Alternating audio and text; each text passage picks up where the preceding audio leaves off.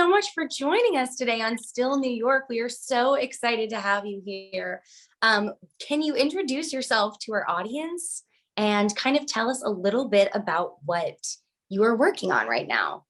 Absolutely. So my name is Romel Rodriguez. I'm a filmmaker here from the Bronx. I went to film school in Bronx Community College and then City College.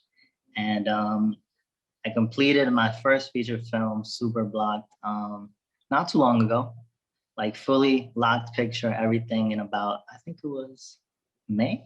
Yeah, I think it was May 2021. And it's been quite a journey just submitting to the festivals and seeing, you know, the festivals react to the film. And luckily we got into New York Latino Film Festival and we got into the Georgia Latino Film Festival. So it's pretty cool. It's pretty exciting. Romel, that is seriously incredible. And I know that a lot of our viewers are young artists and artists working on their own projects. Can you tell us a little bit about kind of how you got started as a writer? Oh, well, this goes way back. I know I look young, but this goes way back. Take us way back, Romel. Take us way back. Okay, so I was in high school playing video games. And then one day I just had an epiphany while I was watching that '70s show, which is an amazing show. And I was like, man, I want to write. So, I mean, I did what anybody does. I just Googled how to write a TV show, how to write a movie. And I stumbled upon like a website. It looked like it was made in 1990, but it had like the basic rules about how to write a movie. So I learned that. And then I read some books and I started writing. I used to go to Staples and get like, you know, the loose leaf packets, they sell like 300 for like $1 or something like that. Mm-hmm. And I used to write the scripts on loose leaf. I don't know why, because I had a laptop. I just don't, I probably didn't have the software. It just felt more artistic. Yeah, I don't know. Yeah. All I know is that from 17 to early 19 years old, I wrote like 5 feature length screenplays, like 100, 120 pages, 130 pages. And yeah, it was just one of those things where it's like, I became like obsessed. I was like, I need to learn how to write. And I had so many cool ideas that I wanted to write. And yeah, what turned into what was get home and play Call of Duty for 9 hours turned to like play Call of Duty for like 2 hours and then write for like 7.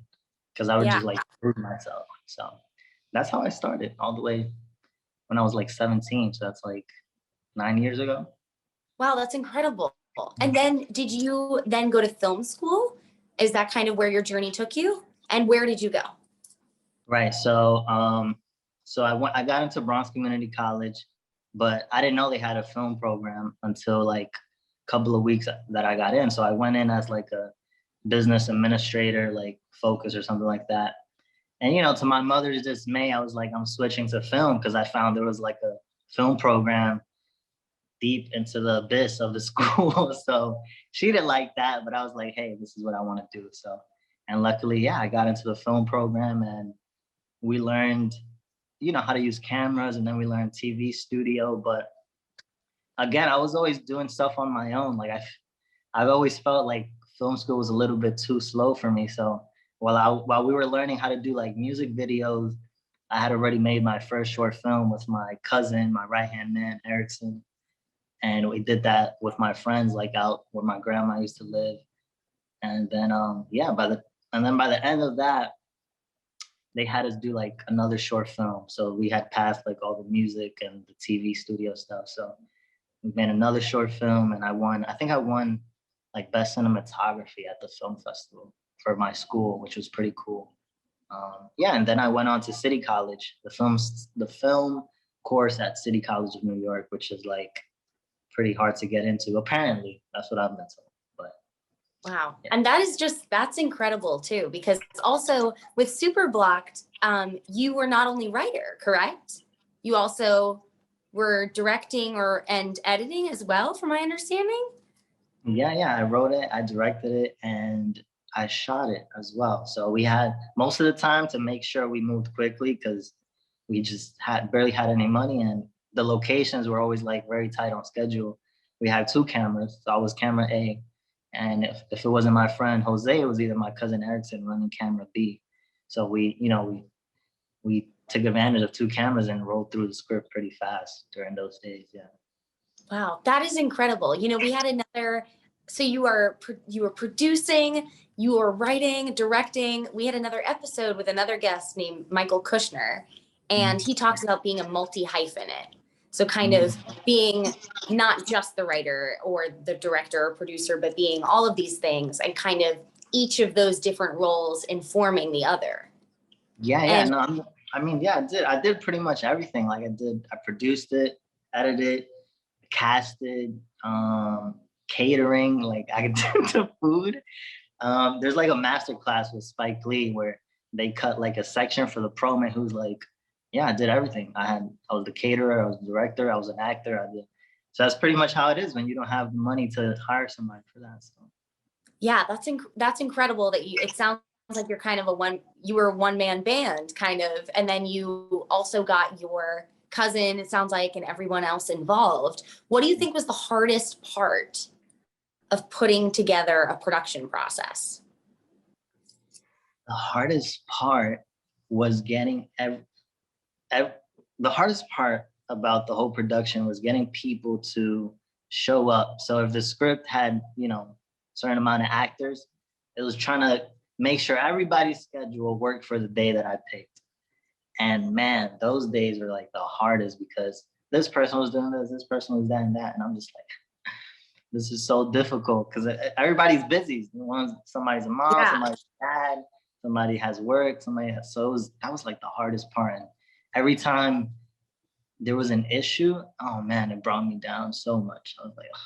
Yeah. Well, I know it's hard just to coordinate a friend group schedule, let alone an entire production team. So yeah. Kudos to you and hats off to you for doing that as well. Who do you think in terms of film production or writing, producing, who do you look to for inspiration? Oh man, there's so many. I think one of the first people that I think inspires me the most is Akira Kurosawa. He was a great filmmaker, Japanese. He did some of the best films ever. And there's one video where he talks about the art of filmmaking, and he said to really be a filmmaker, you have to be a writer, and that means sitting down. And if it means writing one sentence a day, if that's all you can put down, one sentence a day, if not a whole page. Or sometimes I get lucky, and if I jump in, even when I'm feeling not too good, like I can crank out 5-10 pages, because once you're in it, your brain is just like going.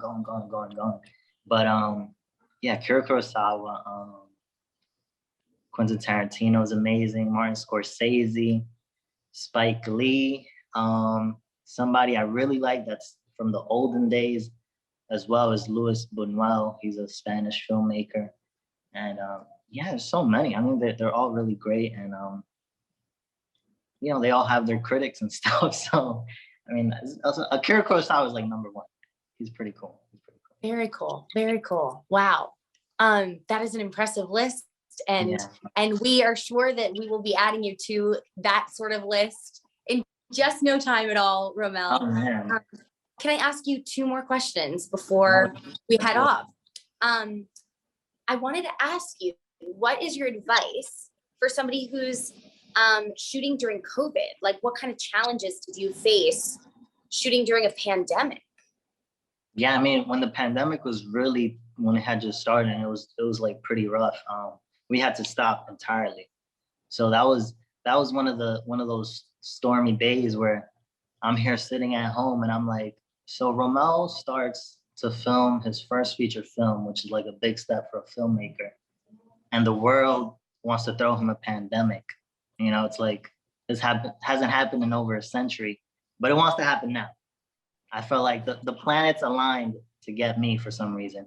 But yeah, when everything started opening up and COVID was still like, it's still scary right now, but right at the beginning, it was just making sure everybody was tested, making sure they understood to stay 6 feet apart, especially when we're not filming, because everybody likes to have fun and shit. What you been doing for the summer? What you been doing for the summer? I don't know. Tell me all of these cool things.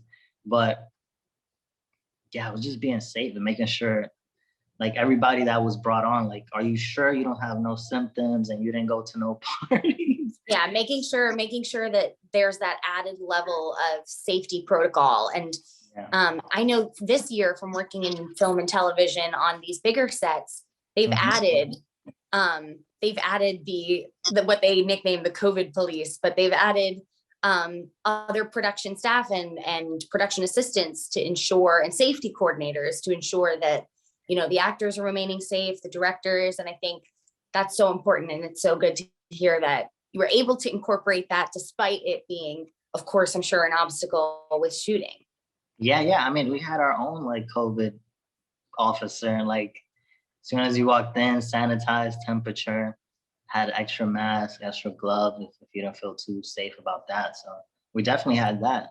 If anything, I think one of our lead actors became like the COVID officer. She was like, I want to do it. I'm like, okay.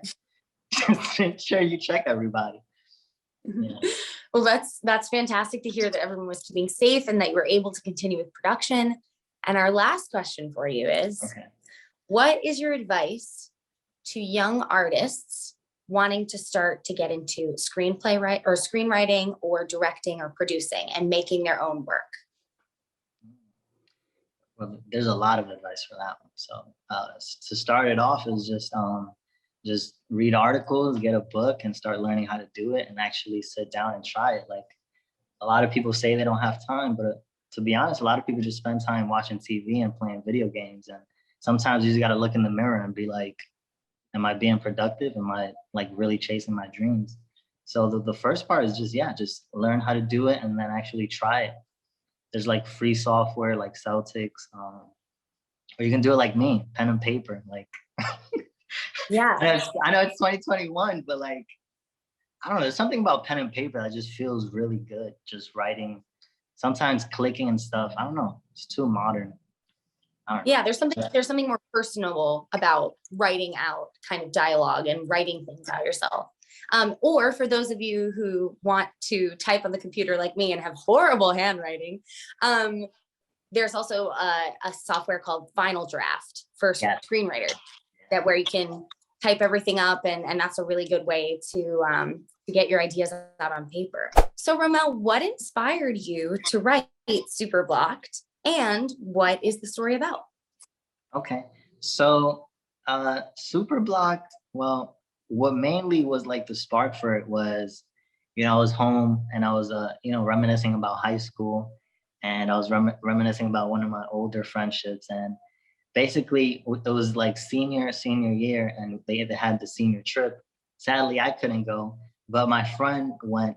And I remember when he came back, he was so upset because, you know, they're in the hotel room, he's there with a girl, and they're like, you know, they're getting kind of spicy. And it was his crush. And some kid just walked in and was like completely like delirious to the situation. And basically it was like a buzzkill. Like, he ruined the moment because my friend was about to get lucky. And some kid just came in there and was like, what's going on? And ruined the whole moment. So that was like one of the main like sparks, because I was like, what if somebody who was jealous of my friend and his crush actually sent him in to like ruin the moment? And I was like, that would be pretty interesting to see that in a film. So yeah. Wow, that's so interesting. It just goes to show you really that anything can be creative inspiration, right? And yet you can take it from your own life or your friends' lives and so many different aspects. I mean, I've been in situations where somebody completely like ruined the moment. I was just like, oh, whether it was on accident or on purpose. I feel like everybody has had one of those moments where it's like a total buzzkill. Like, really, you didn't just see what just happened here? Like, I don't know. I feel like everybody can. And you know what? Relatable storylines make for great content and great art. It's so true. Definitely. And how did you wind up working with some of the people you worked with in the film? What was the casting process like? So when I was basically learning how to film, and I was working at a real estate company, I was always like networking and building my circle of friends and, you know, people I wanted to work with. So I was working with social media comedians, actors, stand-up comedians, and, you know, these people are all talented and skilled. You know, some people be like, oh, they're just a social media personality. and they don't give them no credit. And then I was like, well, they talk about me, I'm not a real filmmaker, and they say you're not a real actor, so let's show them what we got. And then we came up with Superblocked. So that's what we did. And luckily they did an amazing job. So that is incredible. And I think that's the beauty of film production, right? And also just the arts in general is kind of this idea that you can collaborate with your friends. And I think that's like so important. What you were talking about is talent, recognizing talent as well. Yeah. And I mean, it's always about just being honest. So if somebody isn't doing a good job, it's like doing several takes and telling them like, we need to do it one more time. But I feel like a lot of my cast members are so like raw in their talent because they just been doing so much with their phone, and some have been doing it with like really expensive cameras. It's like they brought it to the table and they made my words even better on screen, which is amazing. I feel really lucky about that. So that is incredible. So where can we follow you on social media and keep up with your next projects and kind of what you're working on? Okay. So yeah, I basically kept like the same name throughout. So it's Romel Creates at Instagram.com, Twitter, all of that. It's all the same stuff. So you can find me at Romel Creates. It's pretty easy. All right. So Romel, now that we know what inspired you, what is the film about? Okay, so Superblocked is about a young Latino entrepreneur named Alex. And he's, his back is up against the wall. He's having a tough time. And then he has no money. He quit his job. And then he goes to live with his mom. A lot of people have been in that situation. And then he finds out his mom is having even a harder time. And he's like, she still has this dream about buying a house in Florida. Like, this is like a common Latino Dominican thing where, they come from the mother country. And then they're like, we want to move to a similar climate, not New York where it's always cold and stuff. So they want to move to Florida. And he's like, how is he going to come up with money? How is he going to help his mom? And he just comes up with a very unconventional business, which is the Superblocked business. Superblocked basically means, somebody's at a bar with their romantic interest, but there's somebody jealous down the hall looking at them like, that's supposed to be me. So they call Alex and they're like, hey, Alex, I need you to make a scene and introduce me into the situation. So the main character comes in and who knows what's he gonna do. He's always got a whole different tactic for everybody, but it's very funny. And I think a lot of people are gonna like it because it might have happened to somebody, whether it was on accident or on purpose. You just never know. So that's basically what you never know when you're gonna need somebody to Superblock for you. If only it existed in real life, Romel. Exactly. Now, people have told me like that could actually be like a business in real life. Like, it's like Hitch. Have you ever seen Hitch? Yes. Oh, I love Hitch. So like the reverse of Hitch. Exactly. Instead of making, he's like trying to stop it for another person. So that's basically how I see it. And I think Hitch actually Superblocked somebody when he was trying to get Eva Mendes. Like, there was like a guy talking to her and he just came in and was like, what's this guy doing or something? So. Well, this is incredible. And it's also nothing like anything you've seen before, guys. You really should check out the film. And there is a love story element in the film, if I'm correct. Yeah. So there's like two subplots. So one of the subplots is Benny, who's Alex's main best friend. He's also like an entrepreneur, but he's like doing really well. He's like a private investigator. But this time around, instead of just staying away and taking pictures for his clients when they're like, I think my fiance is cheating on me, he like becomes infatuated with his client. And so he really wants to figure out whether or not her fiance is being unfaithful. And then Alex, as he's like going through the motions of figuring out what to do, he meets a girl named Vanessa, who's played by Jessenia. And she has like a very toxic boyfriend who hurt her physically. So there's themes about domestic violence, and she's leaving that relationship and she's starting one with Alex through just trying to find somebody who's better. And Alex is, trying to make her happy and that stuff. So the climax, something crazy happens, but you gotta watch the film. So there you go. We can't give it all away, folks. You gotta watch the film. We can't give it all away. That's our little verbal trailer for you. So Romel, now I know what everyone's thinking is, how can we see the film? When and where can we see it? Absolutely. So we're lucky enough to be premiering at the prestigious New York Latino Film Festival in New York, September 17, 10 p.m. Drive-in tickets are still available. It's going to be a party. It's going to be a show. A lot of industry people, a lot of networking, free drinks, free food. It's where you got to be on September 17th. So hopefully you guys can join us there. Well, I will be there. You guys can all meet me there. We'll roll up in our cars and we will support this incredible filmmaker, writer, producer. We are so excited to have had you on the show today. And guys, don't forget, you can check out the link below to get tickets for the premiere, and we will see you all there. Thank you for being on this episode of Still New York, Romel. Thank you for having